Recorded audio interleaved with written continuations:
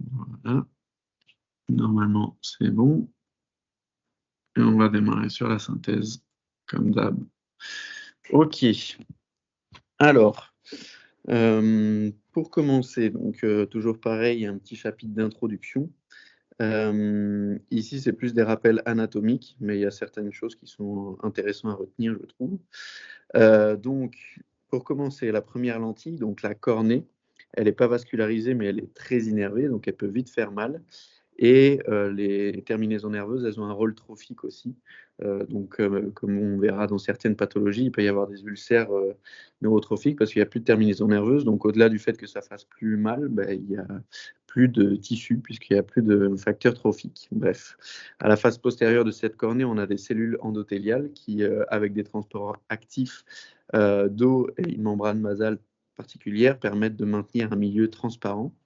Et la cornée fait plus ou moins 500 micromètres, comme ça vous avez un ordre de grandeur. Cette fameuse couche endothéliale, elle est assez importante, on en reparlera tantôt, mais c'est vraiment quelque chose qui est important pour lui et du coup j'imagine en clinique. Donc à mon avis, c'est pas étonnant s'il y a un item de QCM là-dessus. Bref, le cristallin, la deuxième lentille, cette fois-ci, elle sert à focaliser l'image. Elle n'est pas vascularisée non plus.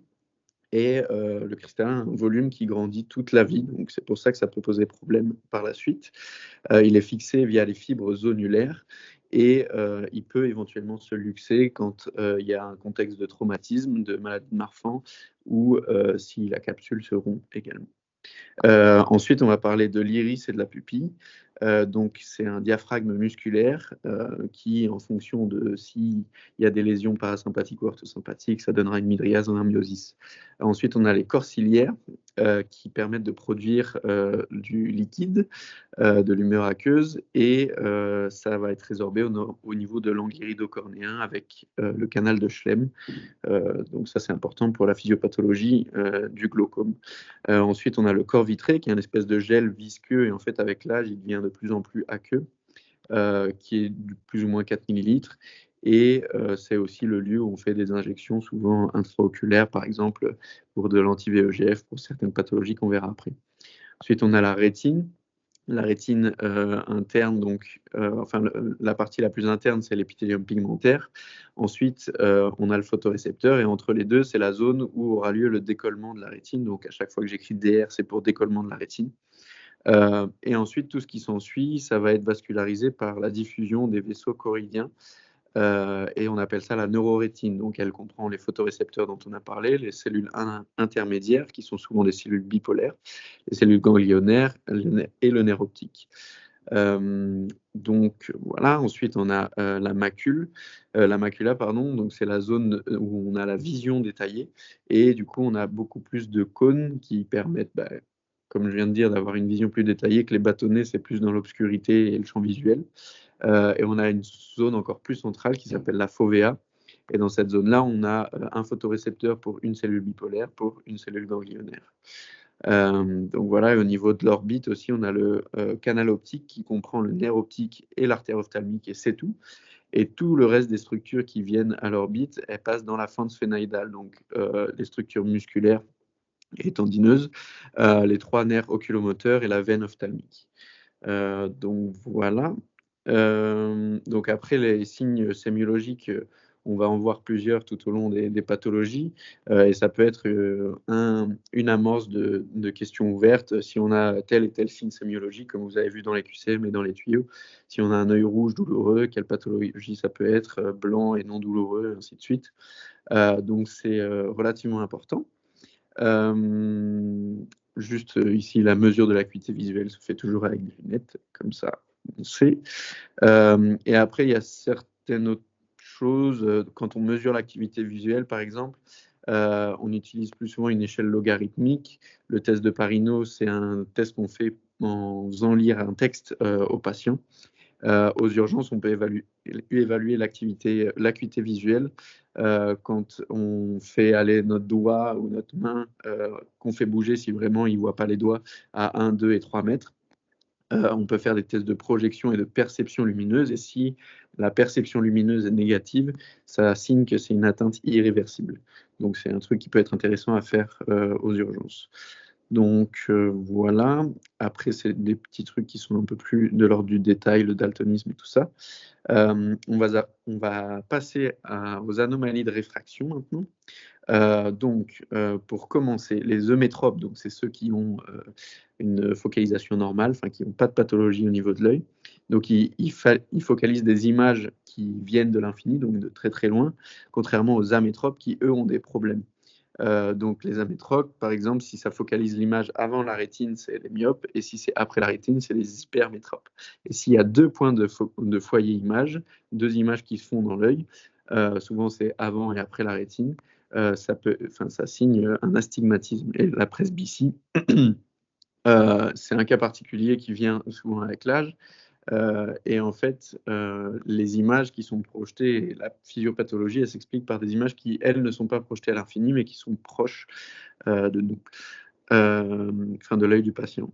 Donc voilà. Ensuite, on va parler de la myopie. Donc, elle est dite bénigne si elle est supérieure à -6 de dioptrie.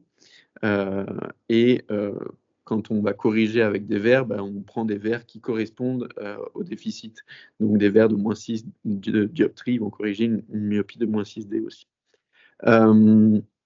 Donc voilà, tout ce qui est bénin, du coup, les patients qui ont une myopie bénigne, ils ont une rétine et une acuité visuelle qui est normale, contrairement à ceux qui ont une myopie pathologique. Donc là, c'est inférieur à -10 de dioptrie. -10 de dioptrie, ça veut dire qu'à 10 cm, la vision est bonne, mais 10 cm, c'est très très proche. Et donc, il y a une zone un peu intermédiaire entre -6 et -10, comme vous l'aurez remarqué. C'est un facteur de risque pour le décollement de rétine, la myopie. Donc ça, c'est vraiment important parce que ça revient régulièrement dans les QCM et tout ça. Et la gêne est plus importante de loin que de près. On peut traiter ces patients avec des lentilles souples, mais il faut faire attention parce qu'il y a un risque d'infection et surtout un risque d'hypoxie de la cornée. Parce que comme vous voyez les petits dessins que j'ai faits, le cercle vert symbolise la lentille souple. Et après, c'est la lentille rigide. Et justement, la lentille rigide, elle est un peu plus douloureuse et pas facile forcément à utiliser. Mais par contre, comme vous voyez, ça laisse un peu d'espace à la cornée. Le cercle vert ici ne couvre pas toute la cornée, donc c'est moins à risque d'hypoxie. On peut aussi faire, dans des cas un peu plus avancés, une chirurgie au laser. Il y a différents types de lasers et tout ça.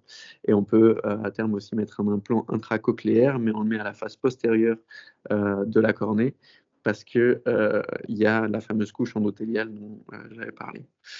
Donc voilà. L'hypermétropie maintenant. Si c'est un patient qui est jeune, il peut compenser son hypermétropie avec une accommodation. C'est-à-dire, comme on a vu, le foyer image fait en postérieur par rapport à la rétine. Et donc, le fait d'accommoder, il va recentrer son image sur la rétine, mais ça va être un travail actif en permanence. Et ça va lui donner justement des céphalées et des fatigues. Et il peut faire ce travail jusqu'à 50 ans, mais après, il va perdre la vue de loin et de près, puisqu'il y a la presbytie qui s'installe aussi. Donc, il faudra traiter aussi avec des lunettes ou un laser, par exemple. Et cette fois-ci, le facteur de risque principal de cette pathologie, c'est de développer un glaucome à angle fermé. Donc voilà, les deux grosses amétropies, entre guillemets. La myopie, c'est le décollement de rétine, et l'hypermétropie, c'est le glaucome à angle fermé. Et l'astigmatisme, on en a parlé, donc c'est une cornée qui est ovale, dans le sens où les deux axes ne sont pas, c'est pas une sphère, quoi.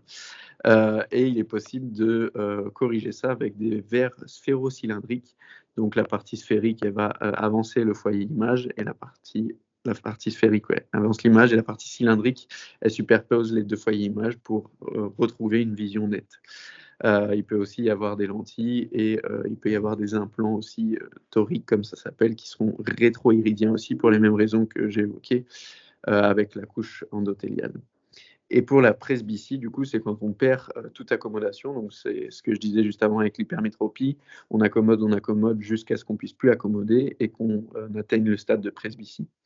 Et l'accommodation, elle se fait via la contraction des muscles ciliaires et la relaxation des zonules ou des fibres zonulaires, comme j'avais dit tantôt.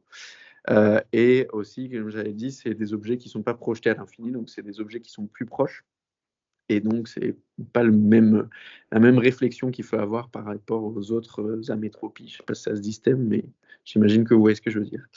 On peut prendre en charge ces patients avec des verres bifocaux. Donc, c'est les lunettes, je ne sais pas si vous voyez, où on voit clairement une ligne sur la lunette. Il peut y avoir en demi-lune aussi, mais les plus utilisés, c'est les fameux verres progressifs. Mais il faut faire attention dans la vie de tous les jours, par exemple aux escaliers, puisque comme comment dire, la correction va se faire pour la vue de près. Les escaliers, c'est des marches qui sont un peu plus loin, donc il va falloir qu'ils baissent la tête à fond. Que je dise pas de bêtises, mais en gros, les escaliers, c'est dangereux, il faut qu'ils fassent gaffe. Et je crois qu'ils relèvent la tête à fond pour lire les étiquettes. Parce que c'est là où, enfin, c'est en bas qu'il y a la correction la plus importante. Donc voilà, il y a différents types d'implants après pour le cristallin, mais ça, c'est pas très important, je pense. Un des chapitres importants et assez lourd du cours, c'est les pathologies du segment antérieur. Donc on commence avec les conjonctivites, et donc la physiologie de la conjonctive, elle est présente à la face postérieure de la paupière, c'est ce qui s'appelle la conjonctive palpébrale. Ensuite, elle va revenir et faire former un cul-de-sac avant de revenir sur la partie de la cornée, et donc ça s'appelle la conjonctive bulbaire. Il peut y avoir, quand on a une conjonctivite, une injection de sang. Ça peut être conjonctivale, sous-conjonctivale ou ciliaire, qui est une infiltration entre guillemets plus importante, plus grave. Il peut y avoir une sécrétion de pus aussi, un chémosis. Et qu'est-ce que je veux dire? Il peut y avoir des espèces de papilles au niveau palpébral, c'est des petites structures rugueuses entre guillemets. Et au niveau de la clinique, donc c'est des patients qui vont se plaindre de gêne, des impressions de grains de sable dans l'œil. Ils vont avoir un œil qui peut chauffer un peu et démanger également. Il y a des formes qui sont virales, et souvent il y a un contexte viral qui va avec, et ça se traite avec des INS locaux.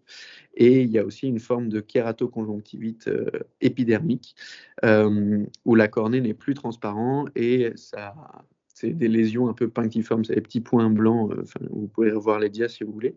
Et il y a aussi des formes allergiques, donc elles vont se manifester, comme souvent les allergies, avec davantage de prurite et un chémosis aussi éventuel. Et ici, ça se traite par INS et antihistaminique, anti-récepteur H1. Il peut y avoir aussi une endophtalmie associée.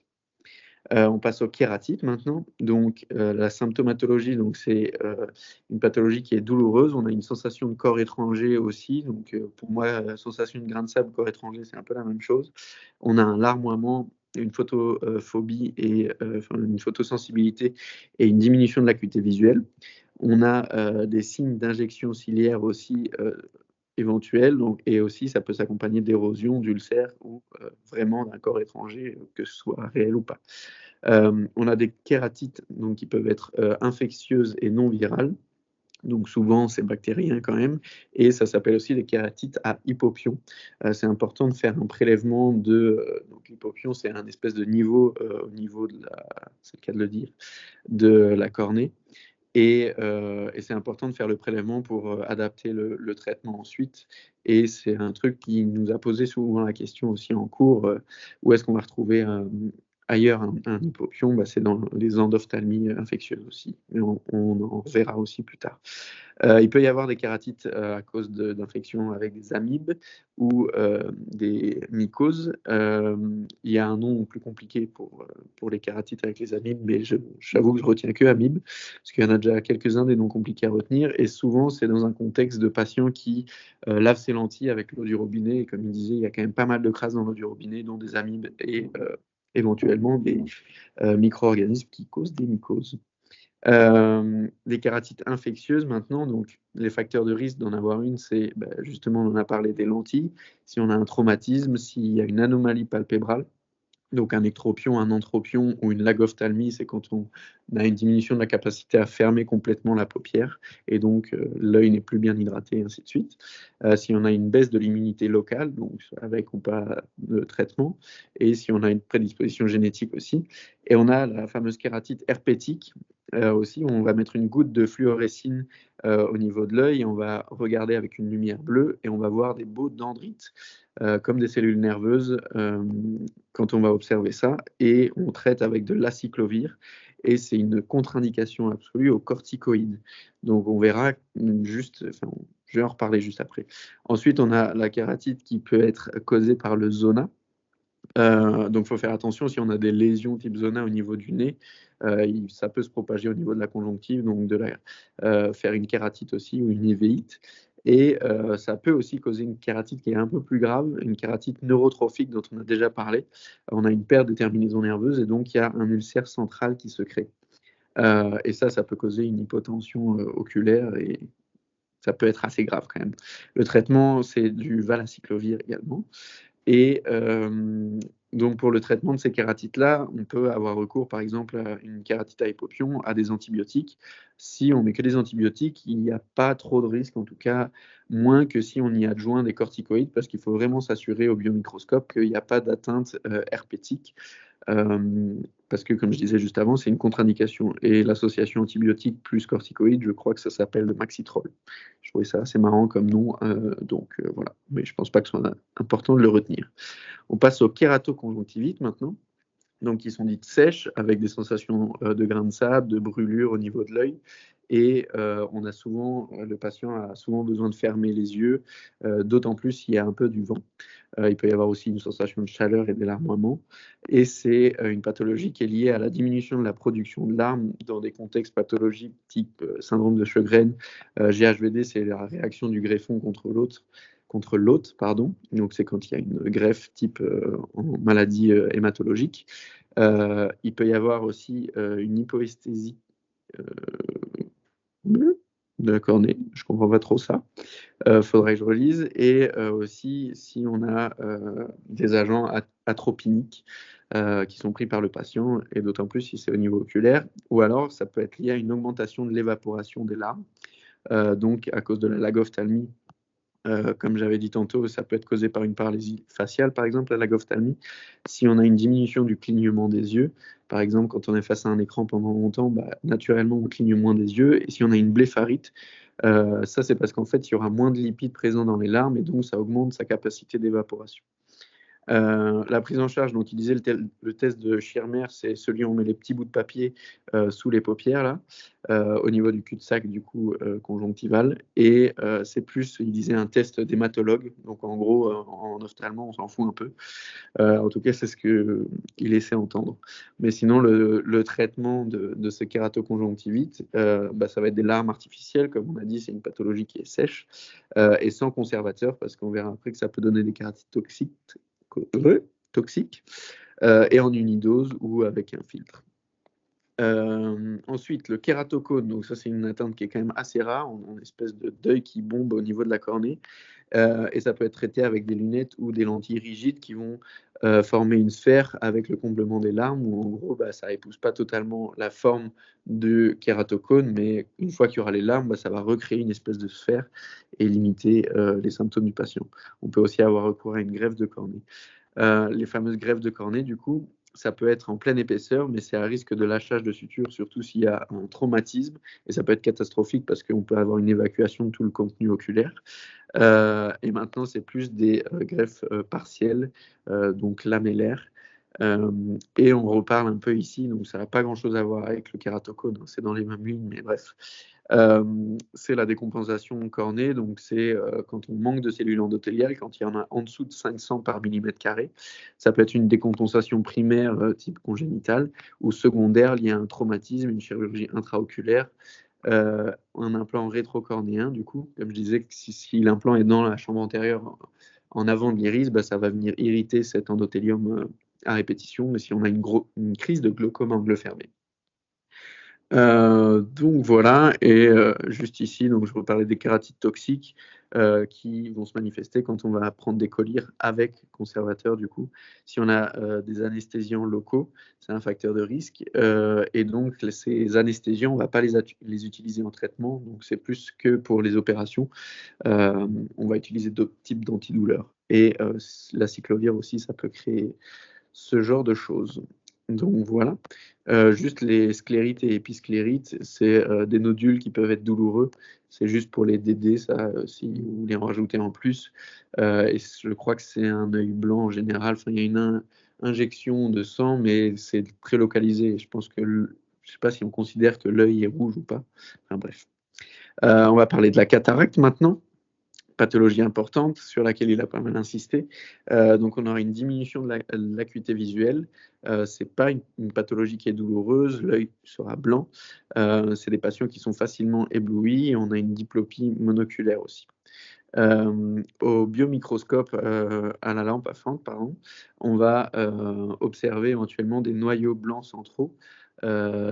Donc c'est dans les cas de cataracte myopisante, et les cataractes en cupule postérieure, c'est quand, je crois, si je comprends bien ce que j'ai écrit, quand le patient prend davantage de cortisone, et c'est des patients qui vont se plaindre beaucoup plus d'une diminution de l'acuité visuelle par rapport à une cataracte myopisante. Les étiologies, elles sont en grande majorité séniles, et puis ensuite vient les traumatismes, les causes physiques type irradiation, radiothérapie et tout ça par exemple, le diabète, la prise de corticoïdes, la maladie de Steinert, et les causes congénitales ensuite. On traite ces patients avec des chirurgies par exemple extracapsulaires. Donc c'est quand on garde la capsule du cristallin, et c'est l'inverse du coup pour les chirurgies intracapsulaires. Il y a plusieurs techniques, par exemple la phacoémulsification, donc c'est quand on fragmente le cristallin et ensuite on va aspirer ces différents fragments. Pour ce faire, on fait une incision de 2-3 mm et puis on extracte ces petits fragments-là. Donc voilà, et puis aussi du coup on peut à la suite de ça réimplanter un faux cristallin, entre guillemets. Et donc, sur cet implant, il y a une partie qui est dite optique et une partie qui est dite haptique. Ça correspond aux attaches de celles-ci, et des fois, elles peuvent justement ne pas bien s'attacher et se retrouver dans la chambre antérieure, et ainsi de suite. Ensuite, comment dire, si c'est un œil qui est relativement sain, outre la cataracte, les résultats seront bons. Mais par contre, on n'a plus d'accommodation vu que c'est un cristallin synthétique. Mais il peut y avoir des implants diffractifs qui ont un peu ce rôle d'accommodation, mais c'est pas actif, quoi. Il peut y avoir des complications. Donc, dans tout type, l'hémorragie expulsive, c'est la pire des complications. Donc, c'est quand on a une effraction de la cornée et que tout le contenu de l'œil se barre, quoi. Parce que du coup, comme il y a une pression positive dans l'œil, ça s'évacue tout seul. Donc on a le drop nucleus, et puis après en post-opératoire précoce, on peut avoir un œdème de la macula et une endophtalmie infectieuse, comme on disait, c'est la deuxième pathologie qui peut présenter un hypopion. Et les complications post-opératoires tardives, ça peut être un décollement de rétine. Et au niveau de l'implant, il peut s'opacifier, parce qu'on va avoir une recolonisation des cellules endothéliales qui sont présentes à ce niveau-là, ou épithéliales, je ne sais plus. On peut avoir une descente de l'implant, voire même une luxation, et ça peut causer une décompensation endothéliale qu'on a évoquée juste avant. Pour ce qui est de l'endophtalmie maintenant, donc ça va causer une diminution de l'acuité visuelle assez rapide, c'est douloureux et l'œil est rouge. Et comme je disais, on peut avoir un hypopion. Ça peut être associé aussi à un œdème palpébral et un œdème de cornée, un chémosis. Et s'il y a des hémorragies rétiniennes, ça signe une urgence, et donc il faut vite prendre le patient en charge. Et on peut le traiter avec des antibiotiques, soit par voie intravitréenne, soit par collyre, soit par IV. Et en intravitréen, on va mettre de la vancomycine pour les grammes positifs et la ceftriaxone pour les grammes négatifs. Et c'est pour ça que c'est important de faire un prélèvement de l'hypopion. Et si on est en systémique, je crois que c'est de la moxifloxacine, un truc comme ça. Pour les cataractes maintenant secondaires, donc c'est ce que j'évoquais avec l'opacification tantôt, c'est les cellules donc épithéliales, pas endothéliales, qui prolifèrent au niveau de la face postérieure de l'implant.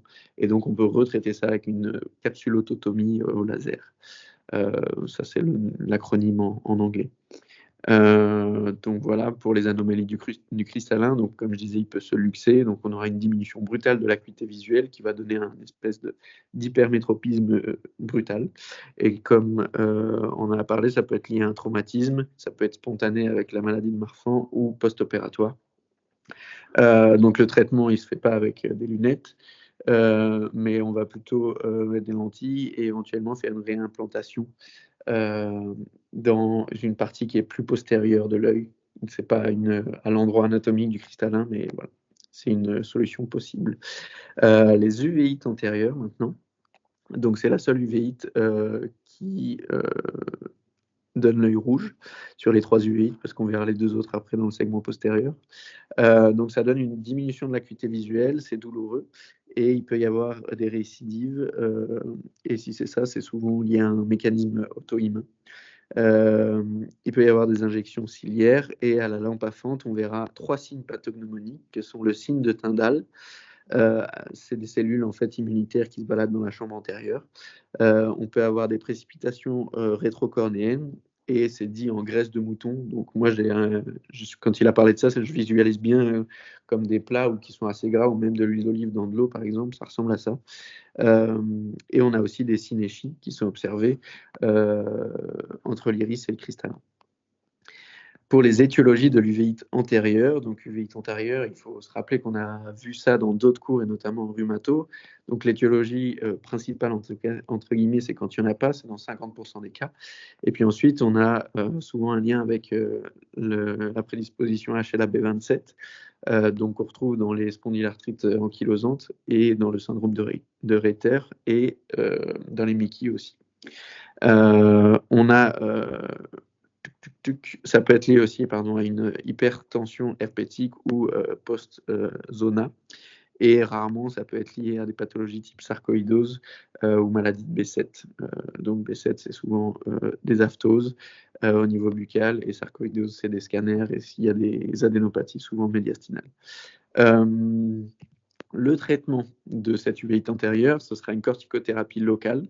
Des atropiniques en fait, l'atropine, ça permet de faire bouger un petit peu la pupille et ça va rompre ces synéchies dont on a parlé, qui fait partie des 3 signes pathognomoniques qui sont là au-dessus. Et on va avoir aussi un traitement étiologique en fonction de la cause de la maladie. Donc voilà. Pour ce qui est des enfants, donc c'est un chapitre qui était un petit peu moins important. Ce qu'il faut retenir principalement, c'est l'amblyopie. Donc, en fait, c'est quand on va perdre la capacité de voir, alors que de base, il n'y a pas de problème. Donc, elle peut être fonctionnelle. Enfin, bref, c'est un trouble du développement neurologique, ophtalmo-neurologique, entre guillemets. Ça peut être fonctionnel, donc c'est quand tout est normal, mais il y a un œil qui est à 1 sur 10. Donc, c'est des étiologies qui sont parfois pas faciles à trouver. Donc, quand tout est normal, c'est le segment antérieur-postérieur et le nerf optique. Et il peut y avoir une origine organique, donc qui est toujours à exclure, type néoplasique. Et quand c'est une amblyopie unilatérale, ça peut être lié à une infection à la toxoplasmose, lié à une cataracte congénitale, une myopie sévère, un ptosis sévère aussi, et un rétinoblastome éventuellement. Juste un autre truc que je voulais ajouter, c'est que le strabisme, il peut avoir, l'enfant peut compenser avec l'accommodation. Donc c'est ce que j'ai écrit ici au-dessus. Donc un strabisme accommodatif, comme on l'appelle, où en gros, c'est que quand il n'a pas de lunettes, il disparaît avec les lunettes, pardon. Et c'est souvent des enfants du coup qui sont hypermétropes et ça commence plus ou moins à l'âge de 2 ans. Voilà en gros. Et après, si vous voulez, le strabisme le plus fréquent, c'est l'ésotropie, donc c'est quand il est convergent. Donc voilà. On va passer au segment postérieur maintenant.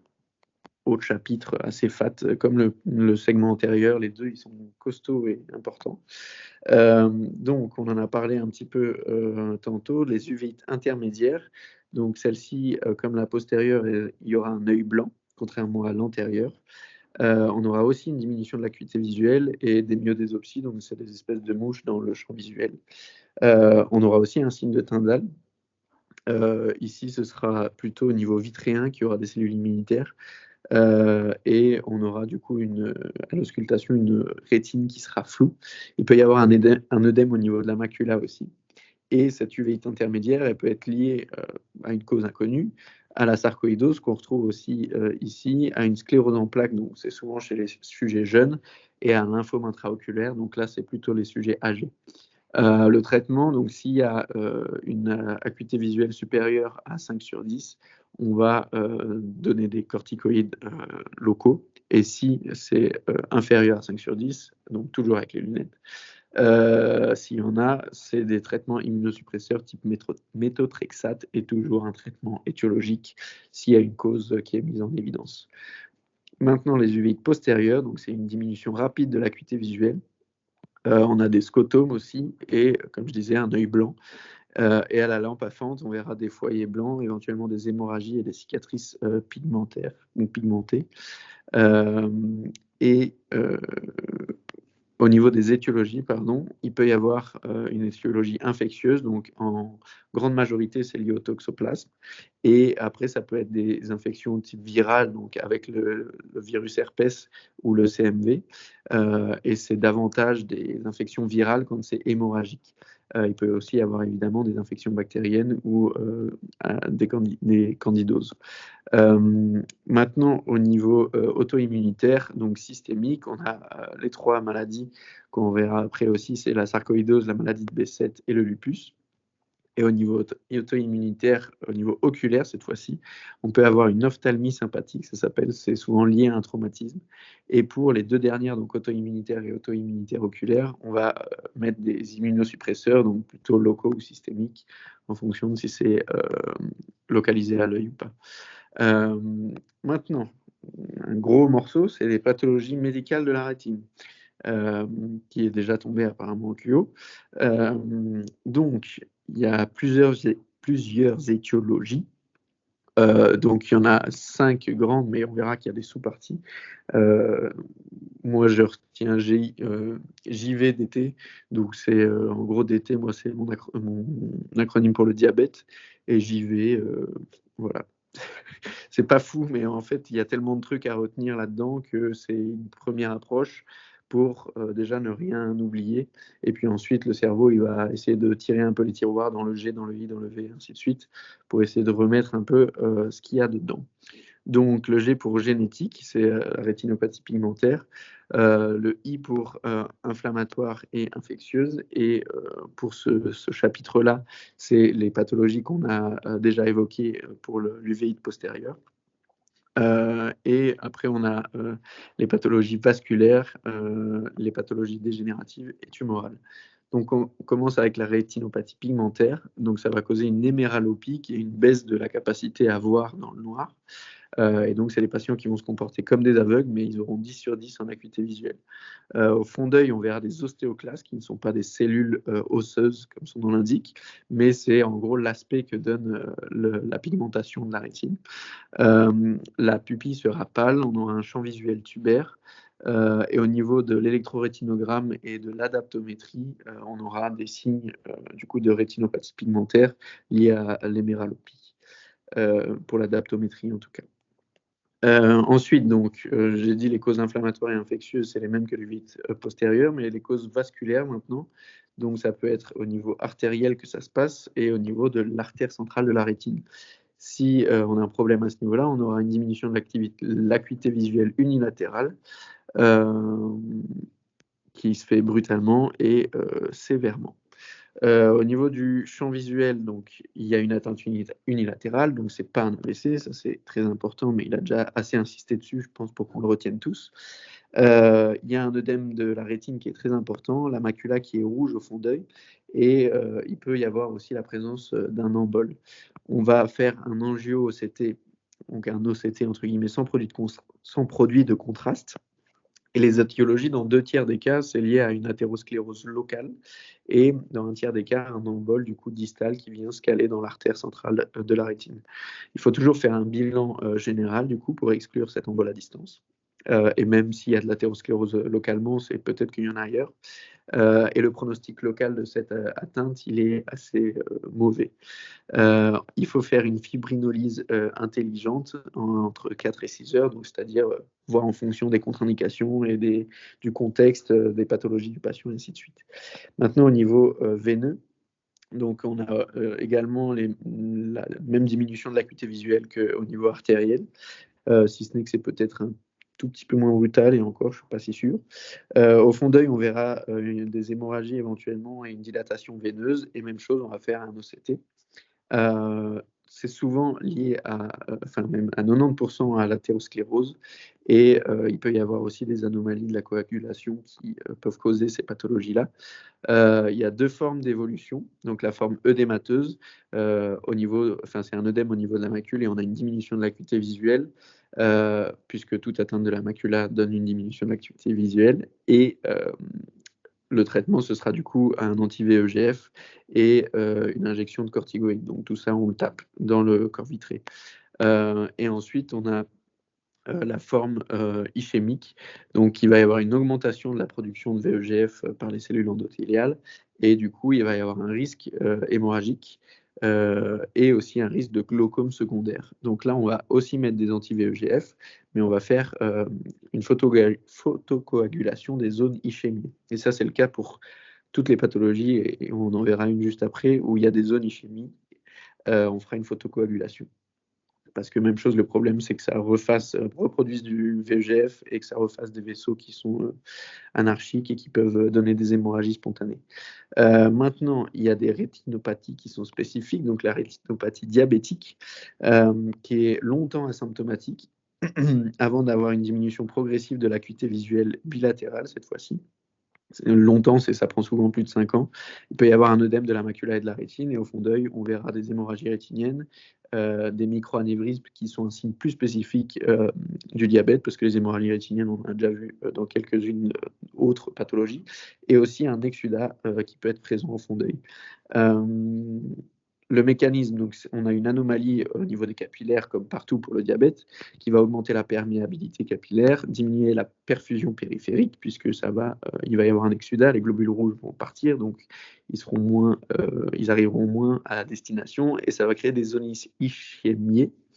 Et donc, comme je disais, où il y aura une augmentation de la production de VEGF par les cellules, et ça peut du coup causer des hémorragies vitréennes, un glaucome secondaire et un décollement de rétine.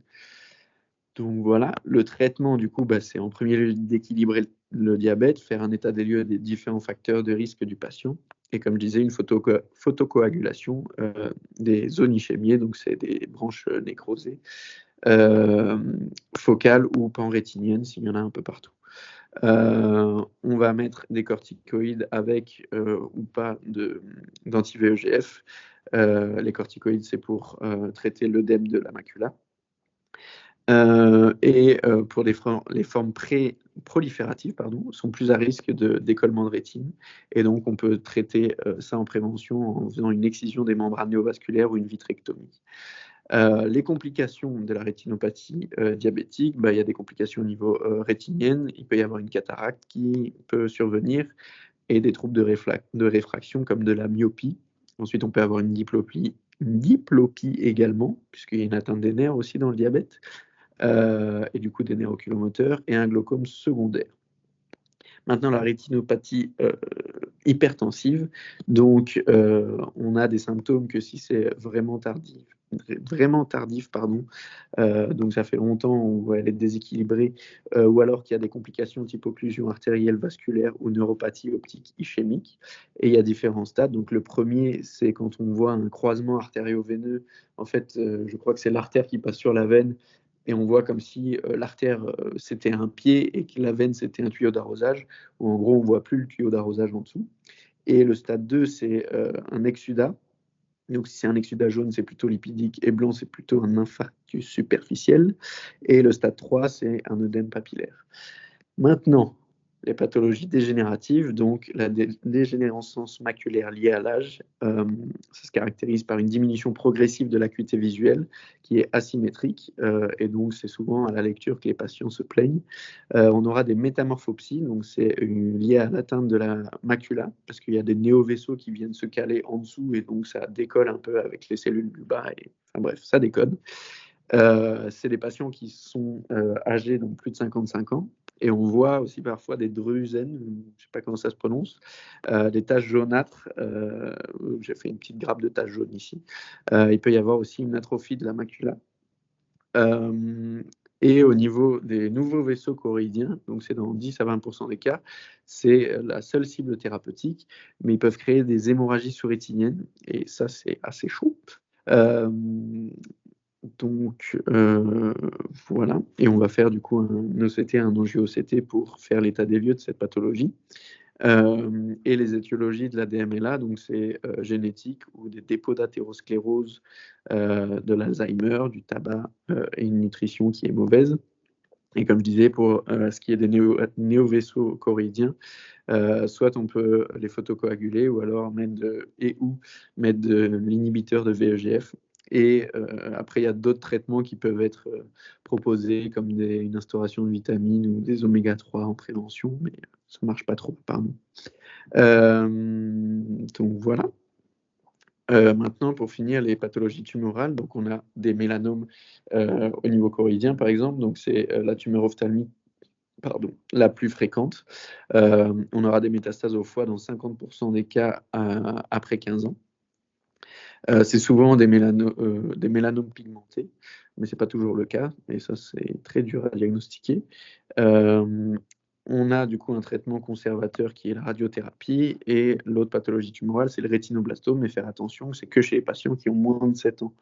Donc dans les diagnostics différentiels, si c'est un patient qui vient à la clinique à 30 ans avec un œil rouge et douloureux, du coup ça ne sera pas de rétinoblastome non plus, mais dans le sens où il faut faire attention à l'âge, quoi. Et c'est lié à une double délétion d'un gène suppresseur de tumeur. Ça peut être dans 50% des cas familial ou dans 50% des cas sporadique. Si c'est familial, c'est souvent bilatéral et précoce. Et si c'est sporadique, du coup, c'est plutôt unilatéral et plutôt tardif. Donc voilà. Les pathologies chirurgicales, maintenant, il y en a beaucoup moins que médicales. On a le décollement postérieur du vitré. Le vitré, comme j'ai dit, tout ça, j'ai déjà évoqué tantôt. Et ces attaches, elles se font au niveau de la papille, à la base du vitré. Donc, c'est un endroit plus antérieur, on va dire, par rapport au fond de la rétine, et au niveau de la macule. Les attaches au niveau de la base du vitré, c'est les seules qui restent avec l'âge, parce que sinon, les autres, elles se détachent toutes et ça devient un peu de l'eau. Donc, voilà. Et la sémiologie du décollement postérieur du vitré, c'est des myodésopsies, donc toujours les mouches, des phosphènes, donc ça c'est des espèces d'éclairs, et des hémorragies dans le corps vitré. Donc on a un corps vitréen qui va se déphaser avec le mouvement oculaire. Donc c'est un peu comme quand vous avez un verre d'eau et que vous le tournez vite, le liquide il va tourner mais avec un décalage. Et ça peut aller jusqu'au décollement de la rétine. Et c'est d'autant plus le cas s'il y a des antécédents de traumatisme, de myopie ou de chirurgie de la cataracte. Le décollement de la rétine, donc on a une perte du champ visuel qui se fait assez rapidement, en quelques heures, voire quelques jours, de la périphérie vers le centre. Et ça, c'est lié à la diminution de la vascularisation des vaisseaux choroïdiens pour les photorécepteurs. Si c'est un décollement qui se fait plutôt au niveau supérieur, le voile va remonter pour le patient. Donc quand il va dire que j'ai un espèce de voile qui remonte, ça veut dire que c'est un décollement qui est plutôt supérieur, et l'inverse est vrai aussi. Du coup, si c'est un décollement inférieur, c'est le voile qui redescend. Le traitement, donc il faut identifier les éventuelles déchirures. Donc il y a des techniques externes d'indentation et de cryothérapie pour les jeunes, parce que ça protège en fait le cristallin et le corps vitré. Et les techniques intrinsèques ou internes maintenant, c'est une vitrectomie associée à un tamponnement intérieur et un endolaser. Et s'il n'y a pas de décollement de la rétine, on fait un laser, une technique par laser, et c'est un peu comme si le poster se décollait et qu'on mettait des punaises. C'est l'image qu'il avait donnée qui était assez marquante. Et maintenant, le syndrome d'interface vitrée-rétine maculaire, là. Donc, par rapport à ces deux pathologies, donc c'est des anomalies du corps vitré et de ses attaches. Le DPV, c'est périphérique, et le syndrome d'interface, c'est central. Donc, on a une diminution de l'acuité visuelle avec des métamorphopsies éventuelles. Et à l'OCT, on verra un trou maculaire lié à la traction directe ou des membranes épirétiniennes. Donc, c'est des fibres à la surface de la rétine qui sont liées à des tractions vasculaires périmaculaires. Donc, voilà. Au niveau des traumatismes, est-ce qu'il y a des trucs qui sont intéressants? En vrai, le corps étranger ou sensation de corps étranger, c'est quand même un truc qui arrive souvent. Donc la sensation de corps étranger, elle peut être liée à une érosion. Donc on peut mettre des antidouleurs systémiques. Comme je disais, les anesthésiques locaux, ça peut créer des kératites toxiques, donc on évite. Et des antibiotiques locaux aussi, type téramycine. Dans 70% des cas, c'est lié au travail du patient. Après, on a des contusions. Si c'est au niveau du segment antérieur, il peut y avoir des hyphémas, comme des hypopyon, mais avec du sang.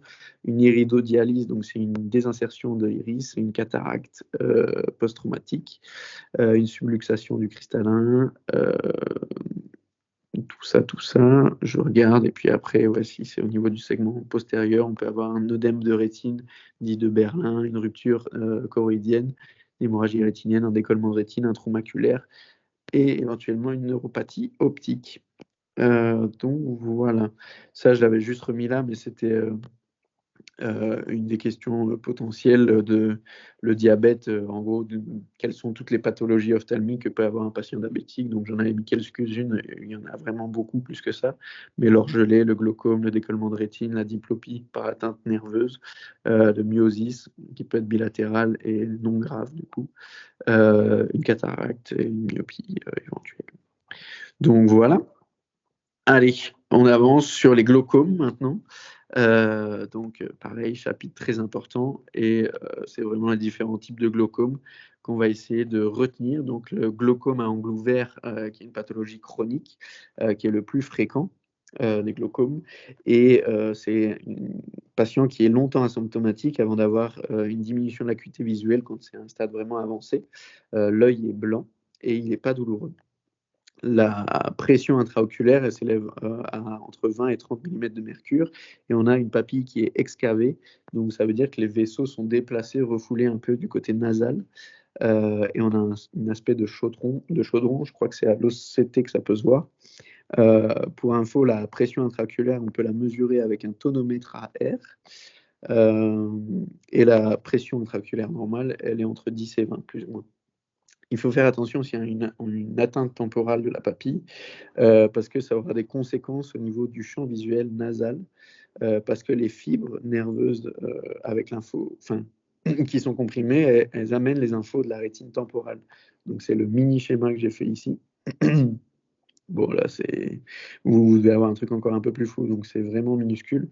Et en gros, le gros point rouge, il signe la lésion, et c'est là que viennent toutes les informations, comme je disais, de la rétine temporale. Et quand on suit les petits pointillés rouges, ça vient du champ visuel nasal, puisque c'est un œil droit que j'ai dessiné. Et donc, on aura un champ visuel qui va être altéré, qui sera tubulaire. Il peut y avoir des scotomes aussi. Les facteurs de risque de ce glaucome à angle ouvert, c'est une hypertonie oculaire, des antécédents familiaux de migraine, des facteurs de risque cardiovasculaires type hypertension artérielle par exemple. Et ça, je crois que c'est des hypotensions, mais artérielles nocturnes, si j'arrive à me relire, mais c'est bizarre. Donc, il faudra que je regarde sur les dias. Et le traitement, il peut être médicamenteux, donc on va essayer de diminuer la production, puisque le glaucome est lié au fait qu'il y ait une accumulation de liquide, et voilà, ça va poser des problèmes. Donc on diminue la production en prescrivant des bêta-bloquants ou des alpha-2 agonistes. On peut aussi prescrire des inhibiteurs d'anhydrase carbonique, qui peuvent s'appeler le Diamox par exemple, qu'on avait vu en neurochirurgie aussi pour les hydrocéphalies, qui ne marchent pas trop. Et on peut augmenter aussi la capacité d'écoulement du liquide avec des myotiques ou des analogues de prostaglandine. Il peut y avoir aussi éventuellement des traitements qui rassemblent un peu les deux.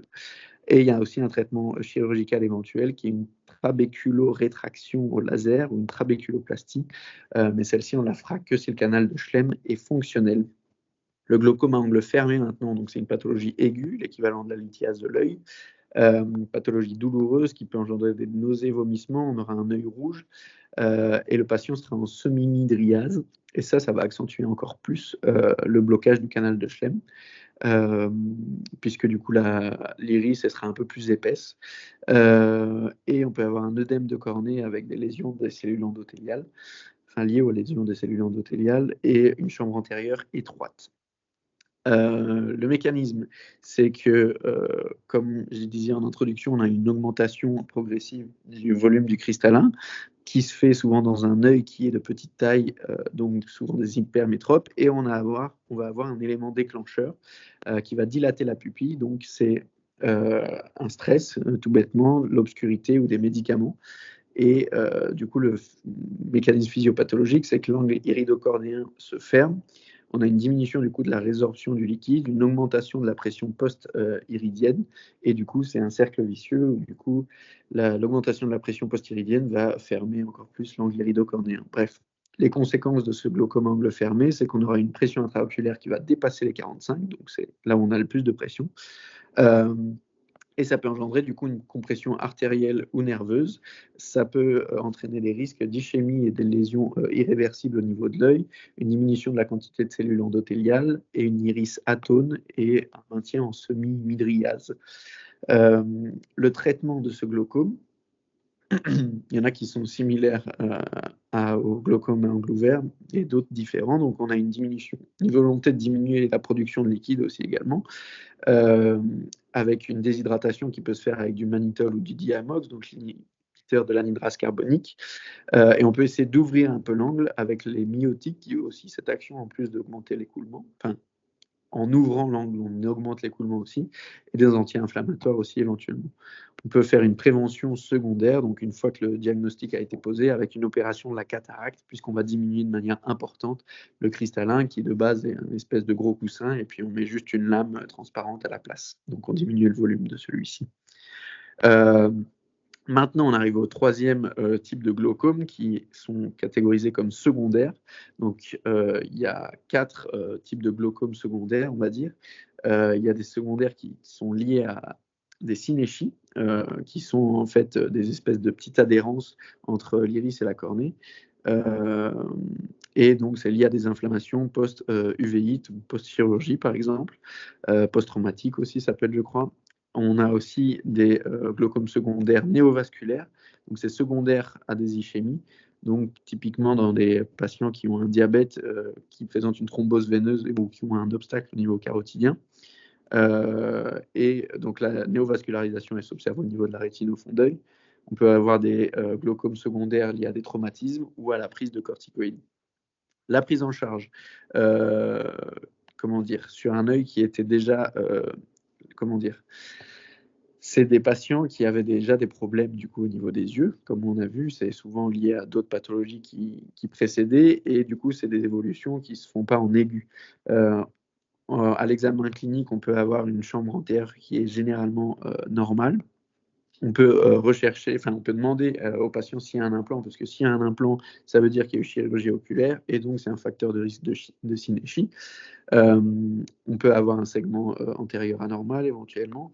Il peut y avoir un hyphéma, donc la présence de sang, distingué d'un hypopion qu'on a déjà plusieurs fois évoqué. Le traitement de ces glaucomes secondaires, ils vont être dans un premier temps symptomatiques, donc on peut, si c'est lié au synéchie, mettre de l'atropine, comme j'avais dit tantôt, pour faire bouger un peu la pupille et casser ses adhérences. Et on peut mettre des corticoïdes uniquement si ce n'est pas la cause du glaucome secondaire, évidemment. Ensuite, on fera un traitement étiologique, et dans les chirurgies, on retrouve la trabéculoplastie. On peut mettre un tube de dérivation ou des valves d'Ahmed qui, en fait, c'est le même principe. Et on peut faire une cyclophotocoagulation aussi, des procès ciliaires, mais ça va entraîner une hypotension. Donc voilà. Et le dernier type de glaucome, c'est les glaucomes congénitaux. Donc, c'est les enfants qui ont une photophobie quasiment dès la naissance, une buphtalmie, donc c'est un œil de bœuf, c'est des gros gros yeux. Il y a une hypertension du coup qui est présente comme dans tous les glaucomes et qui est entre 20 et 30 mm de mercure. Et aussi, comme dans tous les glaucomes, on a une excavation de la papille. On arrive à l'avant-dernier chapitre. Ici, je vais faire que ce qui est un peu en rouge. Donc, petit rappel pour la thérapeutique. Ici, on va le mettre dans le contexte, mais en gros, si on a une pathologie au niveau de la glande de Zeiss, si on a une inflammation, ça donne un orgelet. On va le traiter par antibiothérapie et les corticoïdes en collyre, enfin en solution pour les yeux. Et les corticoïdes, il ne faut pas les donner plus de 3 semaines, sinon ça augmente la pression oculaire. Et donc, glaucome secondaire, comme on vient de voir. Si c'est les glandes de Meibomius, par contre, c'est un chalazion ou calazion, je ne sais pas comment ça se dit. Et le traitement est identique. Ici, j'ai parlé un peu des entropions et des ectropions. Le truc important de ce chapitre-là, c'est les ptosis et les rétractions. Et il a pas mal insisté sur les différentes étiologies. Je vais juste effacer ça. Donc, les différentes étiologies pour les ptosis. Donc, on a des étiologies qui sont congénitales. Donc, c'est un ptosis qui sera fixé même quand le patient regarde vers le bas et c'est souvent que d'un côté. On peut avoir des anomalies au niveau de la jonction neuromusculaire et là, on va avoir 3 sous-catégories entre guillemets. Ça peut être une myasthénie, donc le patient aura une diplopie associée à un signe de Kogan. Donc, c'est quand le patient surélève, il y a un petit ressaut du regard quand on lui demande de regarder en bas puis sur le côté. On peut avoir une origine traumatique au niveau de la jonction neuromusculaire et myogène, donc c'est dans les cas de patients séniles ou de maladie de Steinert. Et la dernière, entre guillemets, étiologie, donc c'est des causes neurologiques, quand on a une atteinte du 3 ou un Claude Bernard Horner. Pour rappel, dans le Claude Bernard Horner, donc c'est une association de myosis, ptosis, et l'énophthalmie, elle est relative parce que c'est le ptosis qui donne cette impression. Maintenant, dans les étiologies de rétraction, donc ça peut être lié à une cause thyroïdienne qui sera souvent une rétraction bilatérale et associée à une exophthalmie, un chémosis, une diplopie et éventuellement une diminution de l'acuité visuelle par compression du nerf optique. Et si c'est une rétraction qui est unilatérale, alors là, ça peut être lié à une pseudotumeur de l'orbite, une tumeur ou une métastase. Un mucocèle, c'est une tumeur qui est dérivée des sinus. Donc, on peut demander au patient s'il n'y a pas des antécédents de chirurgie ORL. Une myopie forte aussi peut causer une rétraction unilatérale par augmentation du diamètre de l'œil. Donc, je pense que c'est plus l'augmentation du diamètre de l'œil qui donne la rétraction et pas l'inverse. On peut aussi avoir des causes neurologiques avec des lésions mésencéphaliques et on peut avoir une pseudo-rétraction aussi quand on a un ptosis contralatéral. Voilà, ça fait 1 heure, donc je pense que je vais passer directement à la neuro-ophtalmo, parce qu'il reste un petit peu ce chapitre qui est assez compliqué, très intéressant, mais aussi bourré de plein d'infos. Donc les neuropathies optiques, on aura une diminution de l'acuité visuelle, un œil blanc, des scotomes, et éventuellement des anomalies de perception des couleurs et éventuellement de la douleur. Le fond d'œil, il est il est plus ou moins normal. La papille optique, elle peut être œdémaciée, normale ou excavée ou atrophique. Le signe de Gunn, il peut être présent si on a une atteinte unilatérale et le signe de Gunn, il reflète un problème au niveau des afférences, contrairement à une anisocorie. Mais ça, on verra ça par la suite, on en reparlera. Les étiologies, malheureusement, il y en a 9. Je pense pas que c'était tuyau, mais à mon avis, je vais quand même essayer de toutes les retenir. Pour commencer, on a les 3 premières, c'est 3I. Donc c'est neuropathie optique inflammatoire, mais ici ça s'appelle une névrite optique inflammatoire liée à une sclérose en plaques ou une vascularite. Le 2, c'est une neuropathie infectieuse, donc le deuxième I pour infectieuse, virale, toxoplasme ou Lyme. Une neuropathie optique ischémique, le troisième I, et ça peut être une pathologie non artérique, ça veut dire que ça exclut la maladie de Horton, c'est le cas dans 90%. C'est avec un contexte vasculaire, donc il n'y a pas de traitement, et c'est une neuropathie optique ischémique antérieure aiguë, l'acronyme de cette pathologie, enfin de ces pathologies-là. Et la maladie de Horton, c'est une maladie qu'on a déjà vu pas mal de fois, qui est liée à une inflammation, enfin une vascularite des gros vaisseaux, ça donne des céphalées, et le traitement, c'est des corticoïdes à haute dose. Et souvent, c'est des patients, du coup, dans ces cas-là, qui ont plus de 65 ans, qui vont, du coup, comme on a dit, dans les symptômes cliniques, avoir une diminution de l'acuité visuelle, des scotomes, et un signe de Gunn et un œdème papillaire éventuellement. Et en fait, ces 3 I, ils sont importants parce que les 3, c'est souvent des patients qui ont une neuropathie optique unilatérale. Donc les 3 I, inflammatoires, infectieux, ischémiques. Et ensuite, il nous en reste 6 du coup. Les neuropathies optiques glaucomateuses, par compression, les neuropathies compressives du coup, où cette fois-ci, ça va être compressif lié à un glio au niveau du nerf optique ou à d'autres tumeurs ou à une maladie de Peslau. C'est des développements de tumeurs qui se comptent en mois ou en années, donc c'est assez lent et progressif. Alors qu'un glaucome enfermé, par exemple, ça va assez vite. Ça peut être lié à des traumatismes. Ça peut être lié à des causes toxiques type alcool, tabac ou médicamenteuses, génétiques, ou une hypertension intracrânienne qui dure souvent plus de 24 heures et au fond d'œil, on peut observer un œdème de la papille et il peut y avoir aussi une amorose qui s'accentue quand le patient baisse la tête puisque ça augmente la pression au niveau oculaire. Et donc, du coup, les étiologies numérotées de 4 à 9 ici, bah, c'est celles qui sont le plus souvent bilatérales. Et donc, pour les lettres, en gros, donc I3, c'est pour les 3 I qu'on a vus avant. Après, il y a 2 T pour traumatique et toxique. Et après, il y a 2 G pour glaucomateuse et génétique. Et puis CH. Donc, c'est I3, 2T, 2G, CH. Mais c'est pas, ça veut rien dire, hein, mais voilà, c'est le genre de truc où je vais repasser à la fin pour essayer d'avoir la mémoire à court terme qui va me rappeler ces différentes lettres. Ensuite, un petit rappel pour l'oculomotricité. Donc pour les muscles, on a 4 muscles grands droits et on a un grand oblique et un petit oblique. Et ici, j'ai refait un dessin de ces différents muscles. Quand on regarde vers la gauche, bah, c'est tous les muscles qui sont annotés en vert qui sont activés. Donc, il y a le droit inférieur, par exemple, gauche, quand on regarde à gauche, le droit externe gauche et le droit supérieur gauche, associés au niveau de l'œil droit, du coup, une activation du petit oblique droit, du droit interne droit et du grand oblique droit. Les grands obliques sont innervés par le nerf numéro 4 et les droits externes sont innervés par le nerf numéro 6, comme vous savez sûrement. Et donc, tout le reste, c'est le nerf numéro 3 qui s'en occupe. On va parler de la diplopie maintenant et on sera bientôt à la fin.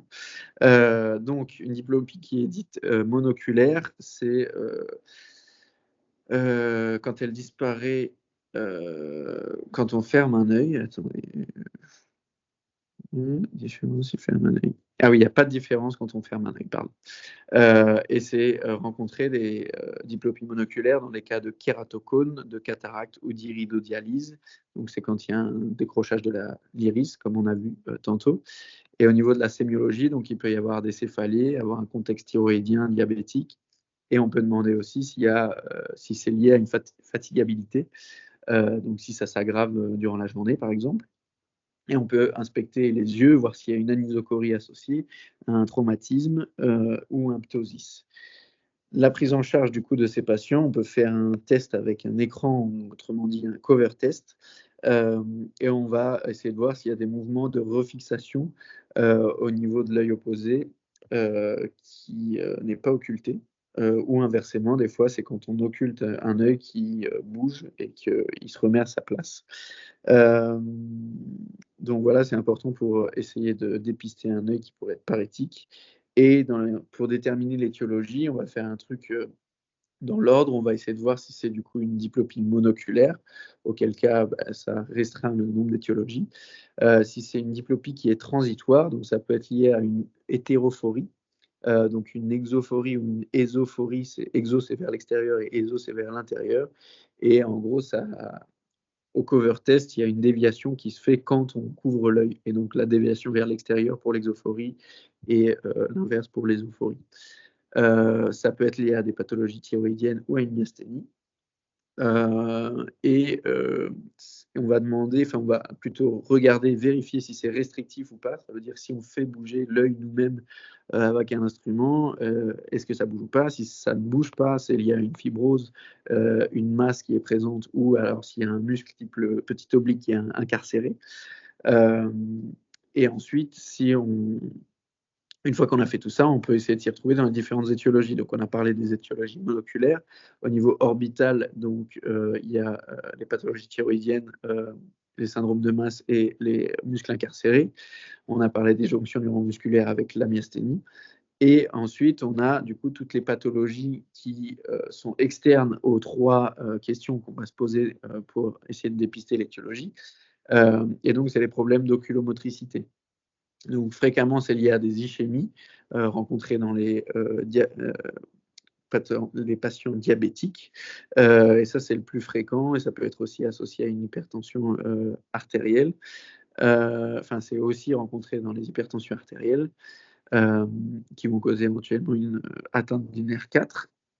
Ça peut être aussi lié à des traumatismes ou à une maladie de Horton.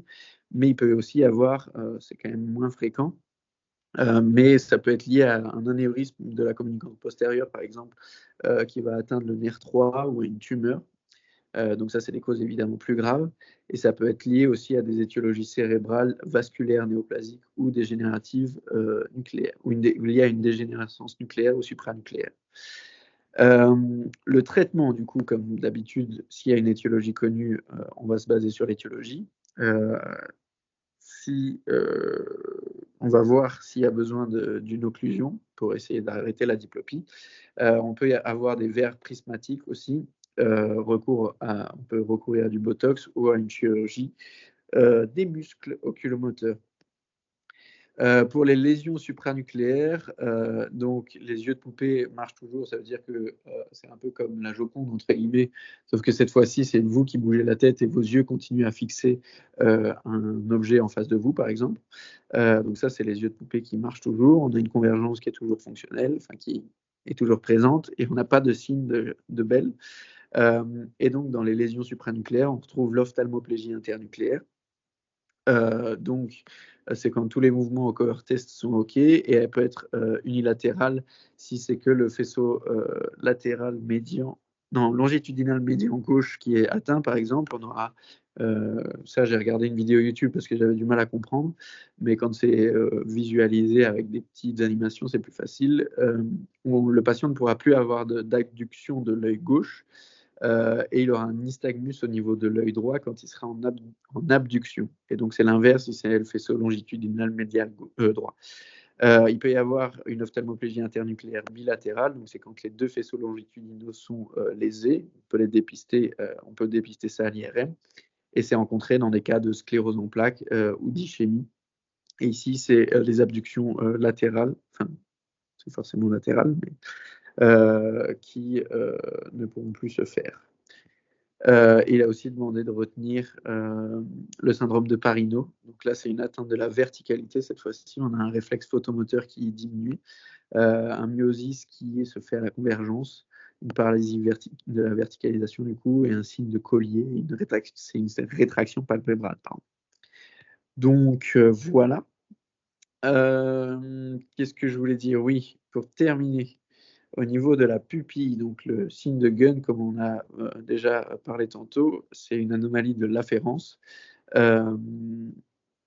Et si c'est pas l'afférence, pardon, c'est une anomalie au niveau pupillaire qui peut être.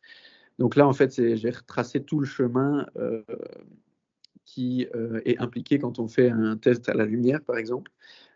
Donc, on a le nerf optique, le chiasma optique et le noyau prétectal qui font partie des afférences. Et donc, c'est une de ces trois structures-là qui peut être atteinte quand on a un signe de Gunn anormal. Ensuite, le noyau d'Edinger-Westphal, pour ceux qui ont oublié, ça peut faire un petit choc mental des cours de neuro, mais c'est un intermédiaire, donc on le classe ni dans l'un ni dans l'autre parce qu'il reçoit des informations des deux. Enfin, bref. Et dans les afférences, donc, il y a la superficie du nerf 3, parce que en fonction de si c'est une atteinte, enfin, je reparlerai juste après ça, les ganglions ciliaires et les muscles constricteurs de l'iris. Et donc, par rapport au nerf 3, s'il est atteint de manière complète, on aura une pupille qui sera normale, et c'est plus souvent lié à une ischémie. Par contre, s'il est partiel, là, on aura une mydriase, et c'est plus souvent lié à des anévrismes. L'anisocorie maintenant, donc on a parlé, ici c'est l'efférence qui est atteinte et pas l'afférence comme dans le signe de Gunn. Donc il y a plusieurs choses qui vont nous permettre d'aller au diagnostic.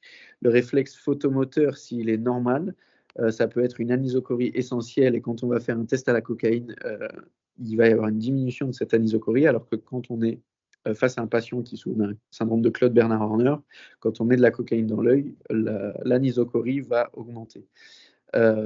Et si on a un patient qui a une hétérochromie, c'est plus souvent d'origine congénitale, cette anisocorie. Et il peut y avoir aussi un patient qui se présente avec des douleurs aiguës au niveau du visage plus une anisocorie. Il faut faire attention, que ça peut être une dissection aortique et donc une prise en charge urgente. Ça peut être associé à une diplopie aussi, si on a une obstruction au niveau du sinus caverneux, ou une faiblesse des membres supérieurs si on a une atteinte de la moelle cervicale. Ensuite, maintenant, si on a un réflexe photomoteur qui est diminué au niveau de la pupille de grand diamètre, ça peut être si il y a les pupilles qui se contractent en convergence, c'est un diagnostic de pupille d'Adi.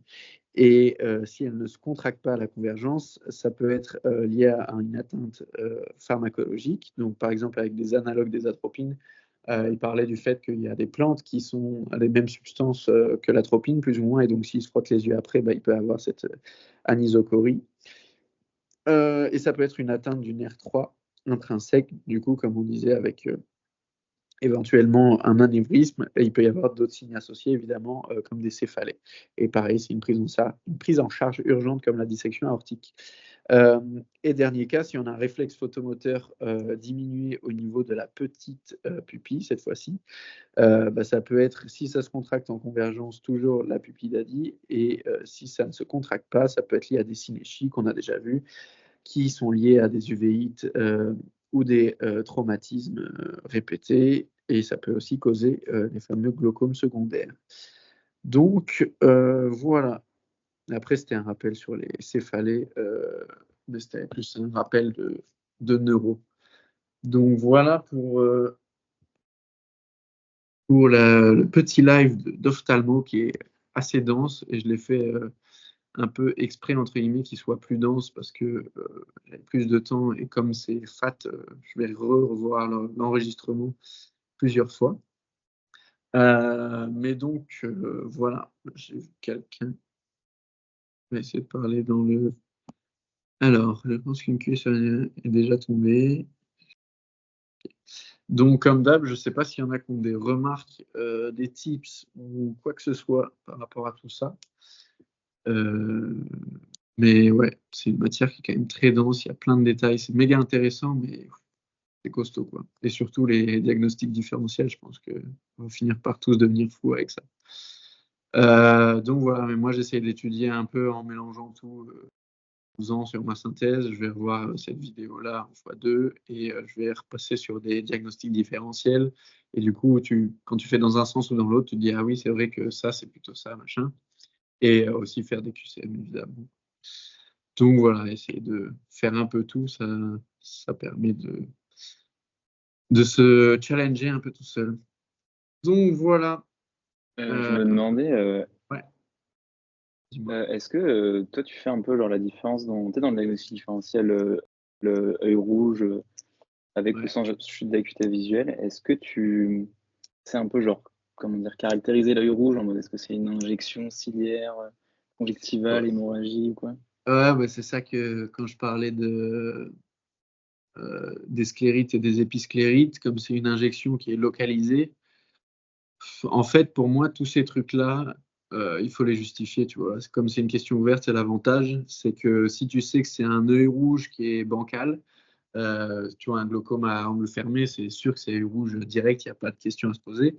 Mais quand c'est un peu bancal comme une épisclérite, par exemple, il faut le justifier et dire c'est un œil qui n'est pas totalement rouge, quoi, tu vois. Et après, ce sera à l'appréciation. Mais si tu en es à ce point-là, c'est que normalement, avant, tu as mis pas mal de diagnostics qui sont obvious œil rouge. Et donc, je pense que ouais, j'essaierai de mettre les classiques où tu es sûr d'abord. Et après, si je sens qu'il m'en reste ou que c'est un peu mitigé, comme tu dis, là, je les mettrai éventuellement. Et par contre, je le justifierai, quoi. Et je pense que s'il voit ta justification, il comprendrait que. Donc, voilà. Mais c'est sûr qu'il y a pas mal de. Enfin, il y a quelques pathologies où c'est comme, tu vois, pour la douleur. Est-ce qu'un œil est douloureux si il y a une sensation de grain de sable ou de prurite ou de chaleur, tu vois? On ne s'est pas vraiment dit Ouais, c'est douloureux. un peu ça. Puis C'est ça. des fois j'avais l'impression qu'il disait injection ciliaire ou injection conjonctivale un peu pas au hasard, mais en fait je Ouais. sais pas si en pratique tu peux vraiment voir une différence, tu vois. C'est pas. C'est pour ça que pour moi, il faut le justifier. Et je pense que ça passe si ça justifie. Ouais, ça fait Donc, voilà. merci. Mais merci pour ta question. S'il y en a d'autres, ouais, qui ont des remarques ou, comme je disais, des tips, des moyens mémotechniques, parce que là, je pense que ça peut servir avec toutes les étiologies. Il aime pas mal, j'ai l'impression. Le nombre de fois où il nous a dit que c'était important de retenir les étiologies de telle ou telle pathologie. Et du coup, c'est des trucs où il y a 6 ou 7, voire même plus points à retenir, comme dans les neuropathies optiques, par exemple. Mais donc voilà, n'hésitez pas. Mais sinon, comme vous êtes silencieux, j'imagine que tout est bon pour vous. Et je nous souhaite une bonne dernière ligne droite, parce que c'est nos derniers examens écrits classiques, entre guillemets. Merci beaucoup pour tous les lives, c'était trop bien en tout cas d'avoir organisé ça. Avec plaisir. Comme je dis, moi, ça m'aide aussi, mais je me dis, si je le fais, autant le partager si ça peut aider d'autres gens. Donc voilà, force à vous, et on se reverra du coup peut-être mardi. Salut tout le monde. Merci Émile. Merci Émile. Ciao. Salut, merci.